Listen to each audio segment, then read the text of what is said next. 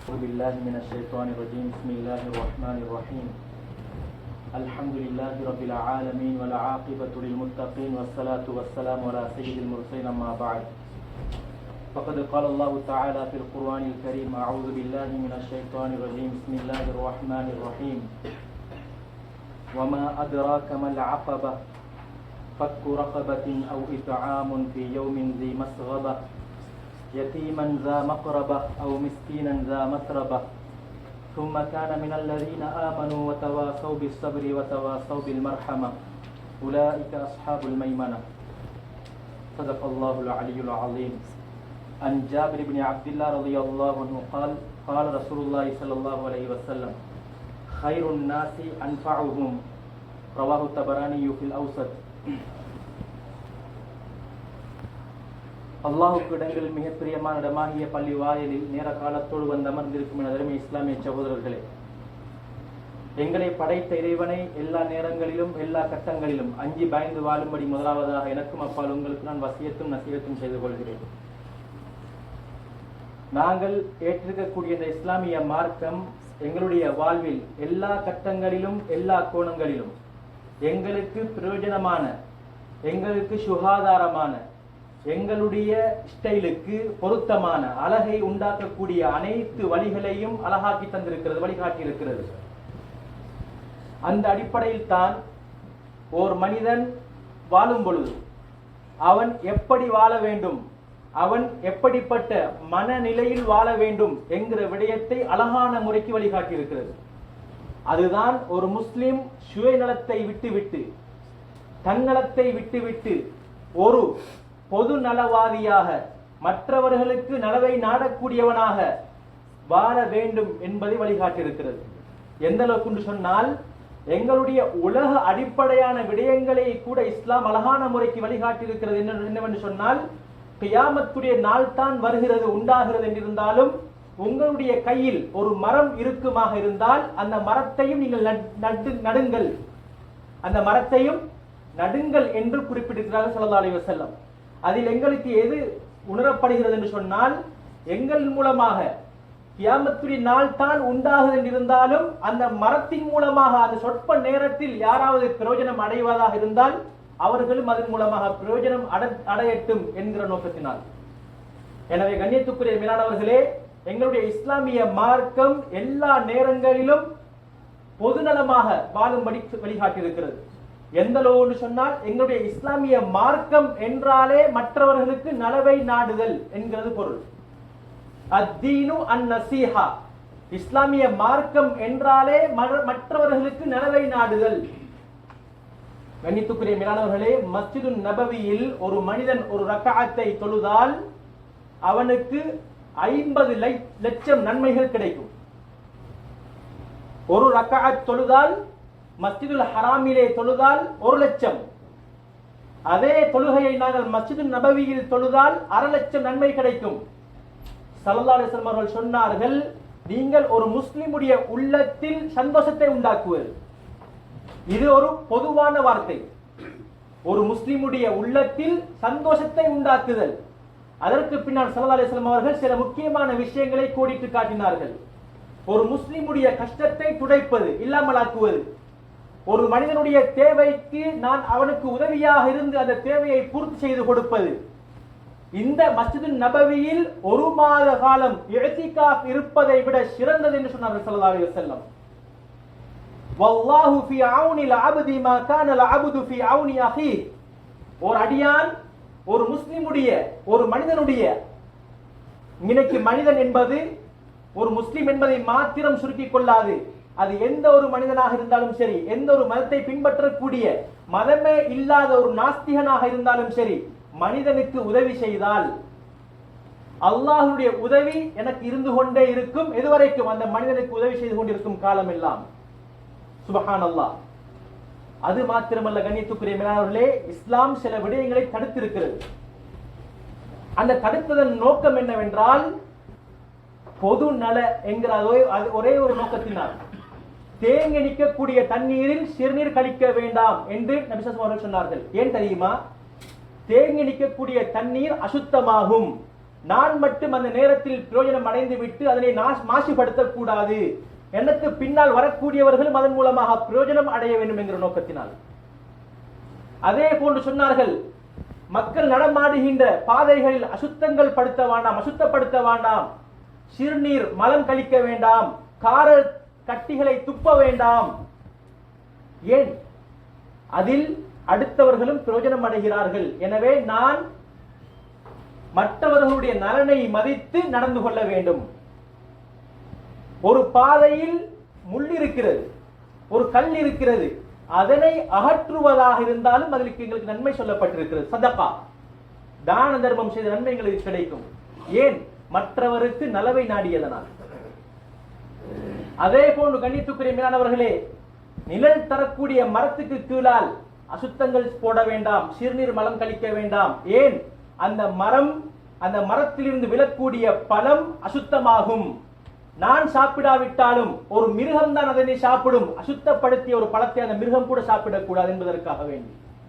அல்லது ஒரு கஷ்டமான ஒரு பிரயாணம் செய்யக்கூடிய ஒரு மனிதன் நிழலுக்காக வேண்டி அந்த மரத்துக்கு கீழால் ஒதுங்கக்கூடும். எனவே நாத்தம் அடித்தால், அசுத்தமாக இருந்தால் அந்த மனிதனுக்கு அந்த இடத்தில் இழப்பாறுவது கஷ்டமாக இருக்கும்.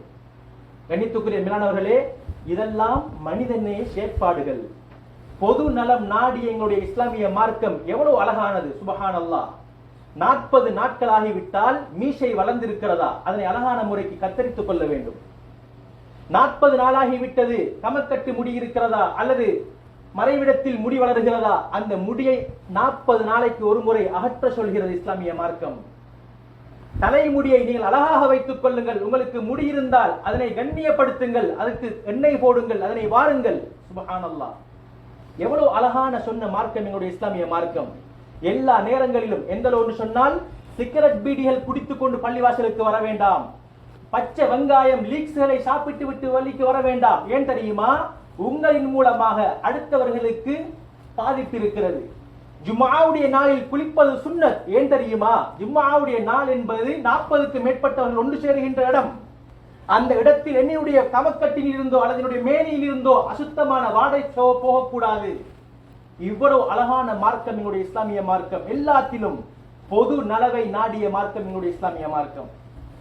मेरे प्यारे दोस्तों, अल्लाह सुब्हानहु व तआला हम सब इस्लाम का रिलीजन हम कबूल किया, हम इस पर हम जिंदगी गुजर रहे हैं। इस्लाम का मतलब क्या है? दूसरों को खैर पहुंचाना है, दूसरों को खैर पहुंचाना है, मुझसे दूसरों को अमन पहुंचाना है। यही है इस्लाम का मतलब। अद्दीन अन-नसीहा, नबी अकरम सल्लल्लाहु अलैहि वसल्लम बताया, दीन क्या है? दूसरों को खैर पहुंचाना है, अमन पहुंचाना है। हमारा इस्लाम कितना खूबसूरत, कितना जमील, कितना पाक! सुबहान अल्लाह। हमारे नबी अकरम सल्लल्लाहु अलैहि वसल्लम बताया, खैरुन नास अनफअहुम, लोगों में कौन खैर आदमी है? दूसरों को नफा पहुंचाने वाला।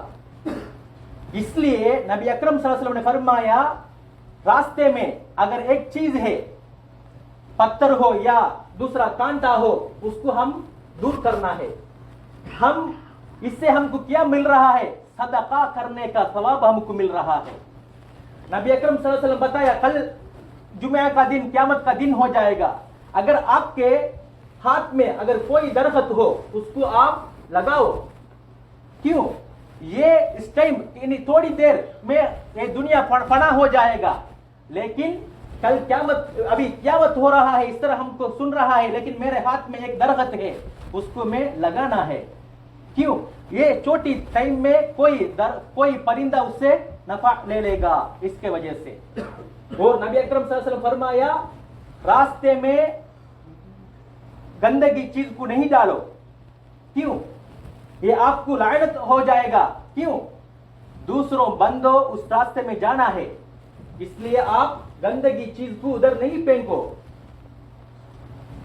ठहरा हुआ पानी में टट्टी या पेशाब नहीं करो। क्यों?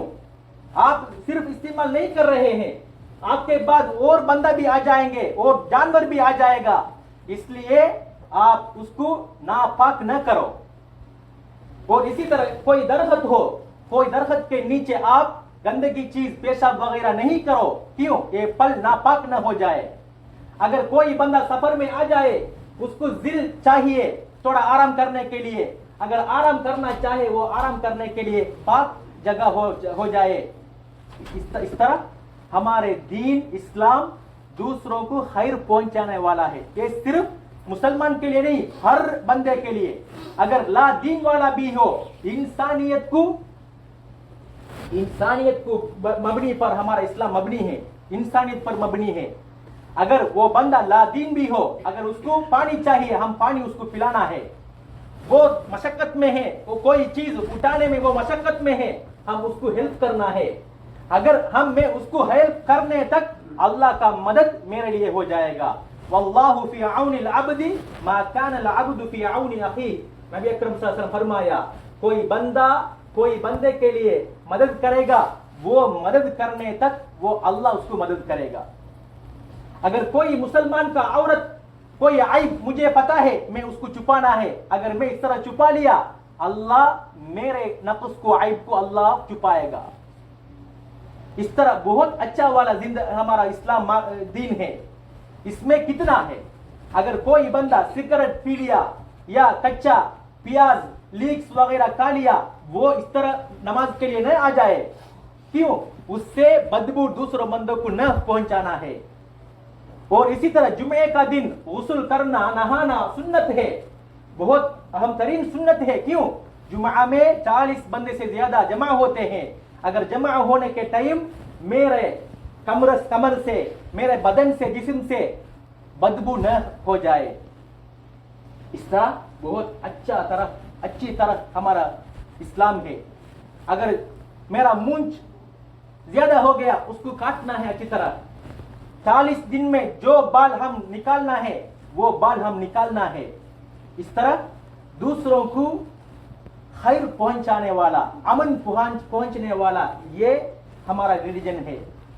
आजकल हम देखेंगे हर बंदा कोई चीज दूसरों को हेल्प करता है, लेकिन उसका दिल में इस्लाम के नियत से, सवाब के नियत से नहीं, उससे कोई मदद मुझे मिल जाए, कोई मुनाफिअ, कोई बेनिफिट उससे मुझे मिल जाए, इस तरह नियत से वो मदद कर रहा है। इस तरह नहीं है मेरे भाइयों दोस्तों। अगर मैं सच दिल के साथ दूसरों को मदद कर लिया, मैं जरूर किसी मशक्कत के टाइम अल्लाह का मदद मुझे जरूर पहुंचने वाला है। இஸ்லாமிய சகோதரர்களே, மற்றவர்களுக்கு உதவி செய்வது என்பது, மற்றவர்களுடைய விடயங்களில் பொறுப்பெடுப்பது, அவர்களுடைய விடயங்களில் நாங்கள் கவனம் செலுத்துவது, நான் நன்றாக இருக்கிறேன், மற்றவர் கஷ்டப்படுகிறார் என்று சொன்னால் அந்த விடயத்தில் நான் பங்கெடுப்பது என்பது, அவருக்கு ஒரு வேலையை பெற்றுக் கொடுப்பது என்பது நான் செய்கின்ற ஒரு மனிதாபிமான செயலும் கூட. அது மாத்திரமல்ல, இஸ்லாம் வழிகாட்டி இருக்கிறது. நபி ஸல்லல்லாஹு அலைஹி வஸல்லம் சொன்னார்கள், விதவைகளுடைய விடயங்களுக்கு யார் பொறுப்பாக நின்று அந்த விதவையுடைய கண்ணீரை துடைப்பாரோ, அனாதைகளுடைய விடயங்களில் பொறுப்பாக இருந்து அந்த பிள்ளைகள் பருவ வயது அடையும் வரைக்கும் அவர்களுடைய சொத்துக்களை பாதுகாத்து கொடுப்பாரோ, நானும் அவரும் சொர்க்கத்தில் இவ்வாறு இருப்போம் என்று சொன்னார்கள் ஸல்லல்லாஹு அலைஹி வஸல்லம். எனவே கண்ணியத்துக்குரிய மேலானவர்களே, இன்றைய உலகில் அது குடும்பமாக இருந்தாலும் சரி, அல்லது குடும்பம் சார்ந்த நண்பர்களாக இருந்தாலும் சரி, அல்லது நாட்டவர்களாக இருந்தாலும் சரி, இன்றைய உலகில் உதவி செய்யப்படுகிறது. ஆனாலும் உண்மையான நோக்கில் மனதால் உதவி செய்யப்படுவது மிகவும் அரிது. அந்த மனிதனிடமிருந்து எனக்கு ஏதாவது ஒரு உதவி கிடைக்கட்டும், அல்லது அந்த மனிதனிடமிருந்து ஏதாவது என்னுடைய ஒரு செயலை சாதித்துக் கொள்வதற்காக வேண்டிதான் இன்று குடும்பமாக இருந்தாலும் உதவிகள் செய்யப்படுகிறது. ஆனால் இஸ்லாம் அப்படி வழிகாட்டவில்லை. கணித்துக்குரிய மேலானவர்களே, ஒரு தடவை ஸல்லல்லாஹு அலைஹி வஸல்லம் அவர்களிடம் ஒரு சஹாபி என்ன செய்கிறார், ஒருவருக்கு பொருளை விற்கிறார். அந்த வாங்கிய மனிதர் அந்த மனிதருக்கு சல்லியை கொடுக்கவில்லை. அந்த மனிதர் தன்னுடைய தேவையை முன்வைத்த பொழுது குறைஷிகள் யாரை காட்டினார்கள் தெரியுமா? எங்களுடைய கண்மணி நாயகம் ஸல்லல்லாஹு அவர்களை சுட்டி காட்டினார்கள். அந்த மனிதர் வந்து யாரிடம் முறைப்பட்டார்கள்? ஸல்லல்லாஹு அலைஹி வஸல்லம் அவர்களிடம். ஏன் தெரியுமா? ஸல்லல்லாஹு அலைஹி வஸல்லம் அவர்கள் எப்பொழுதுமே தனக்காக வாழவில்லை. மற்றவர்களுக்கு உதவி செய்வதில் மிகவும் பிரயத்தனம் காட்டியவர்கள். 40 வயதில் நுபுவத் கிடைக்கிறது. அந்த நேரத்தில் அவர்கள் பயந்து ஓடி வந்த நேரத்திலே ஹதீஜா ரலியல்லாஹு அன்ஹா சொன்ன வார்த்தை என்ன? நீங்கள் கவலைப்பட வேண்டாம், அல்லாஹு லா யுஹ்ஸீக அபதன், அல்லாஹ் உங்களை கைவிட மாட்டான், கேவலப்படுத்த மாட்டான். ஏன் தெரியுமா? உங்களில் சில நல்ல பண்புகள் இருக்கிறது. உறவுகளோடு சேர்ந்து நடக்கிறீர்கள். அனாதைகளுடைய, விதவைகளுடைய, பெண்களுடைய, மிஸ்கீன்களுடைய விடயத்தில் நீங்கள் கவனம் செலுத்துகிறீர்கள். அவர்களுக்கு உதவி செய்கிறீர்கள். யாருக்காவது கைது என்று முடிவு செய்யப்பட்டு அவர் ஒரு பணம் செலுத்த வேண்டியிருந்தால் அந்த தொகையை பெற்றுக் கொடுப்பதற்கு நீங்கள் முயற்சி செய்கிறீர்கள். எனவே உங்களை அல்லாஹ் கைவிட மாட்டான். ஏன் தெரியுமா? இதெல்லாமே என்னோடு மாத்திரம் அந்த பிரயோஜனம் இல்லை. கண்ணியத்துக்குரியவர்களே, எண்ணின் மூலமாக மற்றவர்களுக்கு பிரயோஜனம் போகிறது, என் மூலமாக மற்றவர்களுக்கு சந்தோஷம் செல்கிறது. எனவே எனக்கு ஒரு இக்கட்டான நேரத்தில், எனக்கு ஒரு கஷ்டமான நேரத்தில் நிச்சயமாக அல்லாஹ்வுடைய உதவி வந்தே தீரும் என்பதில் எந்த விதமான சந்தேகமும் கிடையாது. எனவே இந்த அடிப்படையில் தான் நானும் நீங்களும் வாழ பழகிக் கொள்ள வேண்டும். அது என்னோடு சம்பந்தப்பட்ட எந்த ஒரு விடயமாக இருந்தாலும் சரி, சொந்த வாழ்க்கையில் இருந்தாலும் சரி, அல்லது சமூகம் சார்ந்த விடயங்களாக இருந்தாலும் சரி, நாங்கள் எப்பொழுதும் பிறருக்கு நலவை நாடும் என்கிற நோக்கத்தில் நானும் நீங்களும் வாழ பழகிக் கொள்ள வேண்டும். मेरे प्यारे दोस्तों, अल्लाह सुब्हानहू व तआला हमको ये मुख्तसर जिंदगी दिया है. हर बंदे का हालात एक जैसा कभी भी लॉन्ग टाइम नहीं रहेगा. एक दिन वो अच्छा हो जाएगा, लेकिन 1 साल के बाद या 5 साल के बाद उसका हालत बिगड़ जाएगा. अगर मैं अच्छा होने के टाइम मैं हेल्थ माइंड के साथ दूसरों को मदद, सलामत, अमन पहुंचने के माइंड में अगर मेरा जिंदगी में गुजर लिया, फिर अल्लाह का मदद मुझे जरूर मिल जाएगा, मेरा हालत अच्छा हो जाएगा. हमारे नबी अकरम सल्लल्लाहु अलैहि वसल्लम नबूवत मिलने से पहले अमीन, सादिक बोलते थे लोग. क्यों? सादिक, सच बोलने वाला. अमीन का मतलब क्या है? अमानतदार. क्यों? अपने अहम तरीन कीमत वाला चीजों को नबी अकरम सल्लल्लाहु अलैहि वसल्लम के पास अमानत के तौर पर रखा जाता था. क्यों? वो खियानतदारी नहीं करता था नबी अकरम सल्लल्लाहु अलैहि वसल्लम. और नबी अकरम सल्लल्लाहु अलैहि वसल्लम के 40वां उम्र में नबूवत मिला, वही आया. वो डरते डरते हुए खदीजा रजी अल्लाह अन्हा के पास आया. फिर खदीजा रजी अल्लाह अन्हा क्या बताई? आप नहीं डरो, अल्लाह आपको नहीं छोड़ेगा. क्यों? आपके पास कुछ सिफात है. क्या सिफात है? रिश्तेदारों के साथ आप उनके रिश्ते को नहीं तोड़ते हैं, उनके साथ वो मिलते जुलते हैं और मिस्कीनों को मदद करते हैं. अगर कोई कैदी को एक रकम दिया जाता है, उसको अगर भरेगा वो रहाई हो जाएगा. अगर ये रकम उसको पहुंचने में आप मदद करते थे. इस तरह खदीजा रजी अल्लाह अन्हा नबी अकरम सल्लल्लाहु अलैहि वसल्लम को बताई. इसलिए हमारे जिंदगी में भी इस तरह कुछ सिफात हमारे पास होना चाहिए. अगर हर चीज में मुनाफी नहीं रखना चाहिए, कुछ चीज हम भी वैसे फ्री में हेल्थ माइंड के साथ हम दूसरों को मदद करना चाहिए. अगर इस तरह कर लिया, हमारा नाम इधर भी अच्छा हो जाएगा, मौत के बाद भी हमारा नाम अच्छा हो जाएगा, अल्लाह का मदद हमको आ जाएगा. कल हम मरने के बाद हमको कब्र में रखा जाएगा. उसमें अंधेरा ही अंधेरा है, उसमें कोई नूर नहीं है. लेकिन नूर क्या है? हमारा अमाल. नमाज आ जाएगा हमारे सर के तहत, सदका आ जाएगा पांव की तरफ, उससे हमको नूर हो जाएगा. कुरान तिलावत वो नूर हो जाएगा. इसलिए हम अमालों में फोकस करना है. எனவே கணித்துக்குரிய மேலானவர்களே, நானும் நீங்களும் குறிப்பிட்ட கொஞ்ச காலம் வாழ இருக்கிறோம். இன்றைய எங்களுடைய நாட்டிலே, ஸ்ரீலங்காவிலே அதிக வாழ்நாள் உள்ள மனிதருடைய வயது எத்தனை என்றால் 110 வயது. சென்ற கிழமை வந்த செய்தி, 110 வயதுடையவர் தான் எங்களுடைய நாட்டில் அதிக வயதுடையவராக இருக்கிறார். எனவே எங்களுடைய வாழ்நாள் என்பது, நாங்கள் 110 வருடங்கள் தான் வாழ்ந்தாலும் நாங்கள் ஒரு நேரத்தில் மரணமடைய இருக்கிறோம். ஒரு நேரத்தில் நாங்கள் மரணமடைய இருக்கிறோம். நாங்கள் மரணம் அடைந்ததற்கு பின்னால் எங்களுக்கு நாங்கள் வைக்கப்படப்படுகின்ற இடம் கபர், மண்குழி, புதைகுழி.